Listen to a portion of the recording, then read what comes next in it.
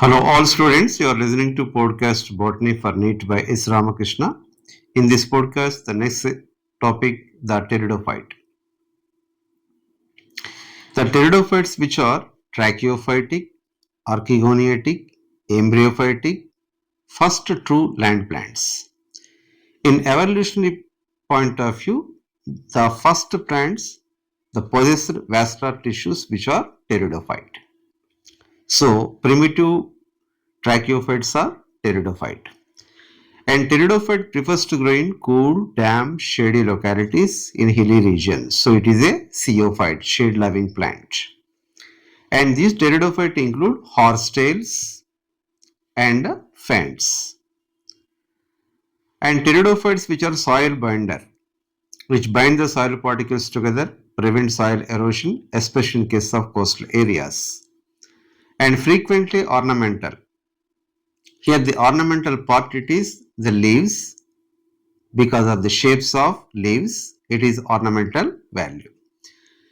And some of them are luxuriantly growing in sandy soils. Next, the pteridophytes, the plant body is dominant, independent, diploid sporophyte. In contrast to the bryophyte, where bryophyte is dominant, independent gametophyte. Here, dominant, independent, diploid sporophyte. And this sporophyte divisible into true root, true stem, true leaves. And all these vegetative parts possess vascular tissues, xylem and phloem. Xylem having tracheae, phloem having sieve cells and albuminous cells. So first plant that possess vascular tissues which are pteridophyte.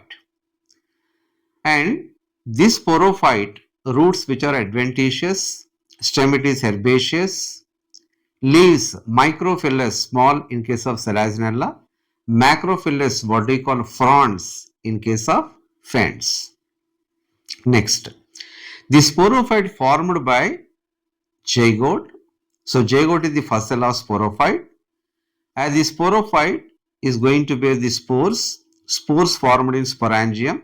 Sporangium subtended by leaf-like structure called sporophyll. In some cases, the sporophyll aggregated to form a compact structure, what they call strobilus or cone. So, example for strobilate plants, equisetum and Selaginella. And the spores, most of them are homosporous, that is one kind of spores. And Selaginella, Salvinia, which are some heterosporous, that is two kinds of spore. So most of them are homosporous, some are heterosporous.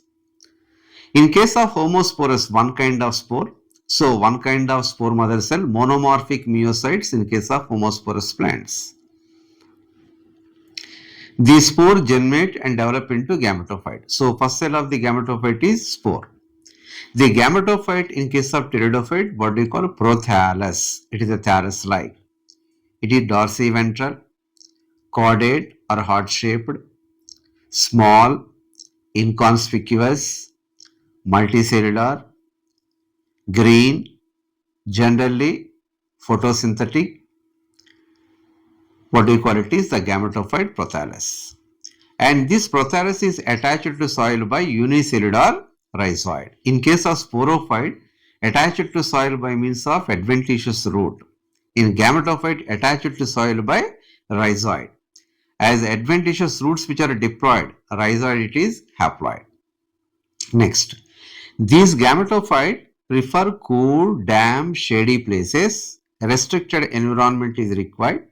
Cool, damp, shady places. And also the requirement of water for movement of male gametes to carry out fertilization. These two features makes the living pteridophyte restricted to narrow geographical distribution. So what is the reason you can attribute the sporophytes of, that is pteridophyte, restricted to only narrow geographical region? Gametophyte require water for fertilization and gametophyte prefer cool, damp, shady localities. Next, these gametophytes having both antheridium, archegonium. The antheridium male gametangium, archegonium female gametangium, both are multicellular, jacketed, formed in the same prothallus, so it is a monoecious bisexual gametophyte. The antheridium produces multiflagellate anthrozoid, moves towards archegonium in film of water, unites with the egg cell present in the archegonium, what we call zooidogamous ugami, results in the formation of diploid zygote. The diploid zygote develop into sporophyte. As the zygote develop into sporophyte, the prothallus perishes. Sporophyte become persistent and it is dominant. Next, in heterosporous individual, microspores formed in microsporangium born on microsporophyle, megaspores formed in megasporangium born on megasporophyle. So microspore generate and develop into male gametophyte, megaspore generate and develop into female gametophyte. So in homospory, bisexual monoecious gametophyte. In heterospory, it is dioecious unisexual gametophyte. So female gametophyte attached to sporophyte for variable period. Within the female gametophyte, the zygote develop into young embryo. So zygote develop into young embryo located in the female gametophyte attached to sporophyte for variable period. In evolutionary point of view, it is very important step for precursor condition for seed habit. Seed habit not originated in pteridophyte.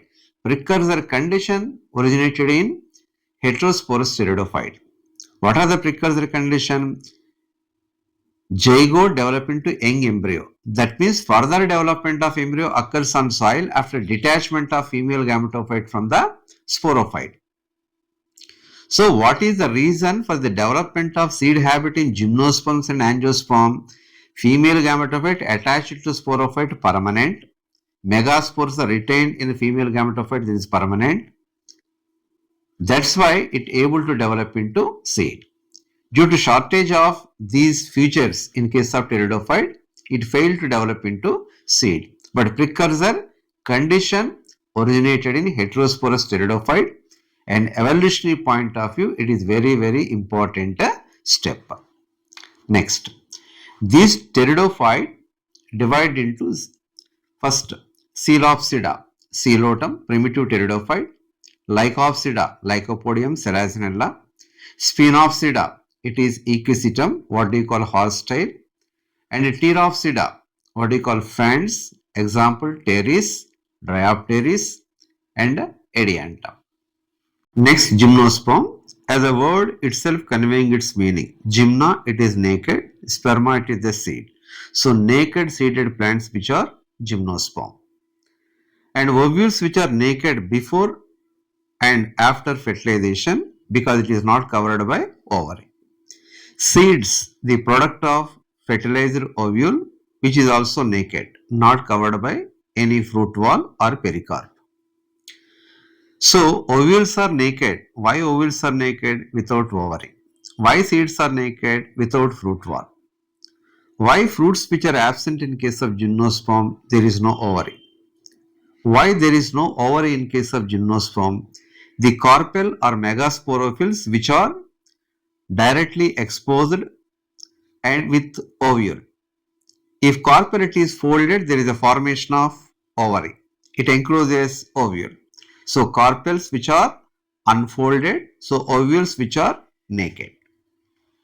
Next, the gymnosperms which include medium-sized trees, tallest trees, shrubs, no herbs. And the tallest tree, giant redwood tree, Sequoia sempervirens, it is the tallest gymnosperm. And these sporophytes, dominant stage is sporophyte, diploid, dominant, independent sporophyte. And this sporophyte divisible into root, stem, leaves. Root system, generally it is the taproot. But in case of cycas, specialized adventitious roots which are aposiotropic, small, what do you call it is, coralloid roots. The coralloid roots are inhabited with blue-green algae, cyanobacteria, help in nitrogen fixation. That's why they are considered to be phycorrhizal roots concerned with nitrogen fixation. So dimorphic roots in case of cycas. In pinus, roots associated with the fungi, what they call mycorrhizae. So mycorrhizal roots in case of pinus. Next, stem. The stem is unbranched in case of cycas. So unbranched stem with a crown of leaves, what we call caudex in case of cycas. And branched stem in case of pinus as well as cedrus. Next, leaves, simple or compound. Pinnate compound in case of cycas. There is a primary rachis. On either side of primary rachis, leaflets are present. So it is unipinnate compound leaf. Leaf persists for few years and which can withstand temperature, humidity as well as wind. In case of pinus, surface area of the leaf is reduced and needle-like, what we call acicular. So it is an external adaptation to reduce this water loss, acicular or needle-like leaves. Another anatomical adaptation, thick cuticle and stomata are sunken, which are anatomical adaptation to reduce the rate of transpiration. Next, in ginkgo biloba, dwarf shoots borne over long shoot. So branch dimorphism present in ginkgo biloba. So root dimorphism in cycas, branch dimorphism in ginkgo, phycorrhizal roots in cycas, mycorrhizal roots in case of pinus, pinnate compound leaves in cycas, acicular needle-like leaves in case of pinus. Next, the sporophyte having the two kinds of the spores, it produces microspores and megaspore. So it is heterosporous. So heterosporous plants are gymnosperm as well as angiosperm and some pteridophytes which are heterosporous. So microspores produced in microsporangium borne on microsporophyll. Megaspores produced in megasporangium borne on megasporophyll. And these sporophyll borne on axis which are spirally present, which may be flax or that's why what do you call it is a loose or compacted to form strawberries or cone. So the sporophylls may be flax or loose. Maybe it is compacted or aggregated to form strawberries or cone. Microsporophyll aggregated to form male cone or male strawberries. Megasporophyll aggregated to form female strawberries or female cone. So microsporangiate male strawberry, megasporangiate female strawberries. In case of cycas, male cone present on male plant, megasporophylls which are lax present on female plant. There is no formation of female cone in case of cycas. So dioecious sporophyte in cycas, male cone on male plant, megasporophyll lax sporophylls on female plant. In pinus, both microsporophylls are aggregated into male cone, megasporophylls aggregated into female cone, both male and female cone present on the same tree, what do we call monoecious sporophyte. So monoecious sporophyte pinus, dioecious sporophyte in case of cycas. Next, as microspores are formed in microsporangium, microspore generate and develop into male gametophyte. Reduced male gametophyte with a few cells, what do you call it is pollen grain in case of gymnosperm. So reduced male gametophyte, I have to consider it as pollen grain. And these pollen grains are released from the microsporangium, carried by the wind current, that is pollination is anemophilous, reach it to the ovule which borne on megasporophyll, to the mouth of ovule, that is micropyle. So pollen carried by the wind and reach it to the mouth or opening of ovule, that is micropyle. And in case of ovule, it is having nucellus surrounded by an envelope, what we call integument. So nucellus protected by integument, a composite structure, what do you call it is ovule. So inside the ovule, one meocyte, that is megaspore mother cell is differentiated. undergoes reduction division, 4 haploid megaspores are formed, 3 will degenerate, 1 functional megaspore develop into female gametophyte. This female gametophyte is haploid and it is going to bear 2 to 8 archegonia at apex of the female gametophyte. So female gametophyte formed in megasporangium that in turn attached to sporophyte. So female gametophyte permanently retained on the sporophyte. So 2 to 8 archegonia are present. So the gymnosperms are archegoniate, which are last archegoniate. Primitive archegonates are bryophyte. Advanced archegonates are gymnosperm. Last archegonates are gymnosperm. This archegonium having egg cell inside the venter of archegonium. Next, unlike bryophyte and pteridophyte, male and female gametophytes not independent, free living, which are still present in case of microsporangium and megasporangium. As pollen carried by the wind to reach the mouth of ovule, that is opening of ovule, and pollen germinate and develop into pollen tube. As the pollen tube having male gamete, the pollen tube carrying male gamete reach to the vicinity of archegonium. It releases the discharges the content of the pollen tube, that is male gametes, in the vicinity of archegonium. So pollen carried by wind, male gamete carried by pollen tube to near to the archegonium. So male gamete unites with egg cell, results in the formation of zygote. What do you call it is siphonogamous oogamy. Siphon-like pollen tube, it carries the male gamete to the vicinity of archegonium. As it fuses with the egg cell, what do you call? It is siphonogamous oogamy. So siphonogamous oogamy present in case of gymnosperm as well as angiosperm. As due to presence of more than one archegonia, we do expect more than one zygote.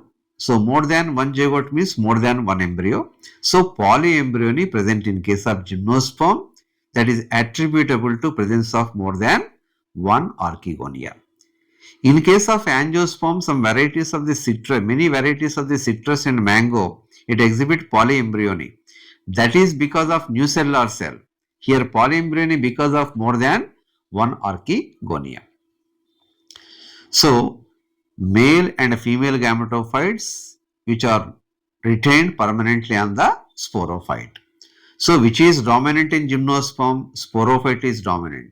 Which is parasitic in case of gymnosperm? Gametophytes are parasitic in case of gymnosperms.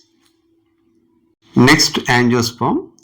Unlike in gymnosperm where ovules are naked, in angiosperm which are flowering plants in which pollen grains and ovules are formed in structures what we call flowers.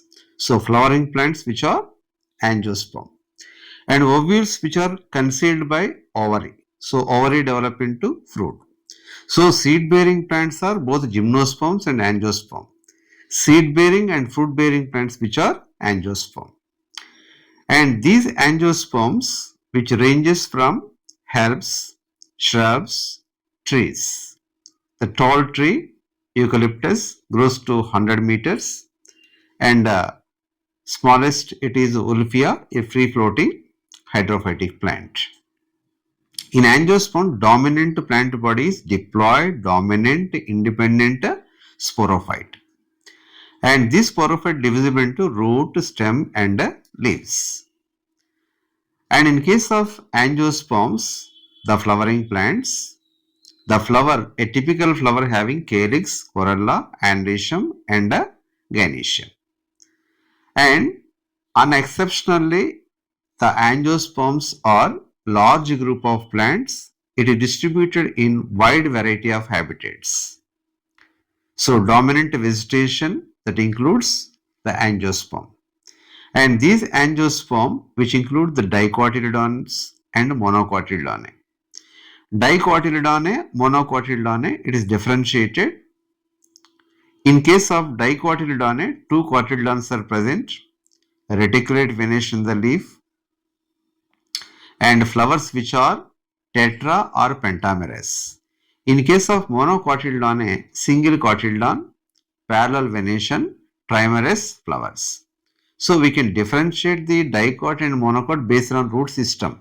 Dicot taproot system, monocot fibrous root system. We can differentiate based on the leaves, reticulate venation in dicot leaf, parallel venation in case of monocot leaf. Even you can differentiate the flowers.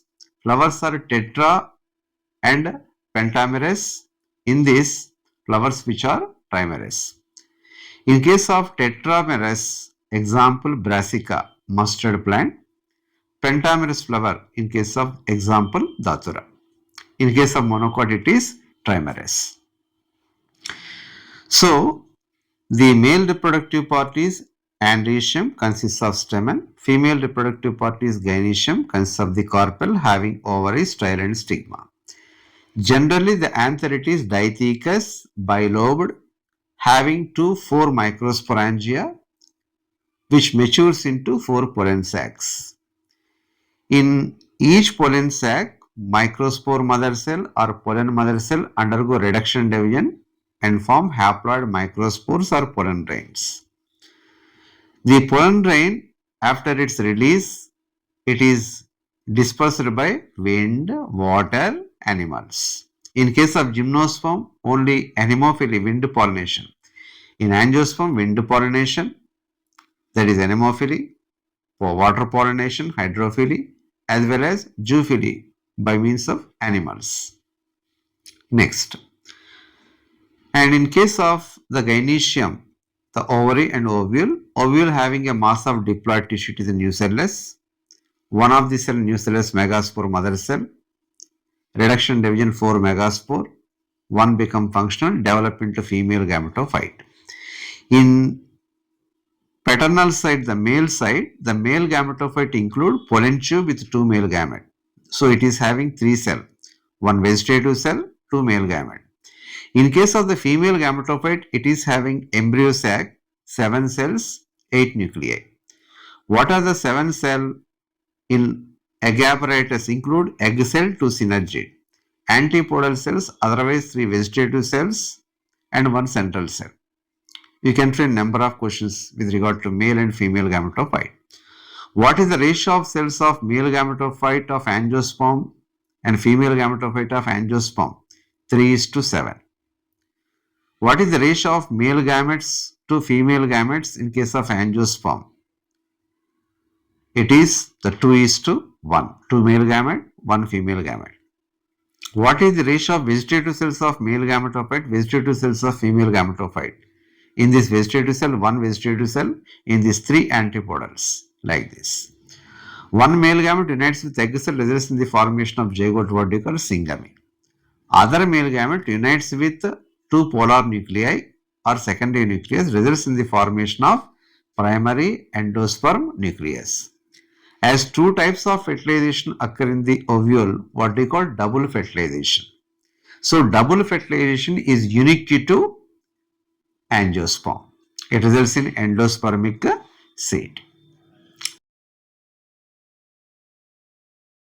In diagrammatic representation in case of NCERT text, in first diagram Selacinella, second diagram Equisetum, third diagram Pteris, fourth diagram it is Salvinia. In first diagram, that is Selacinella, 2 dichotomous branching, small leaf and large leaf present. What do you call type? It is heterophily, it is habitual heterophily. 2 kinds of the leaves present right from the beginning. And at the point of dichotomy, positively geotropic structure, what we call rhizophore, that is going to bear adventitious root. At the tip of the branches, the sporophylls segregate to form strawbillous or cone in case of Selacinella.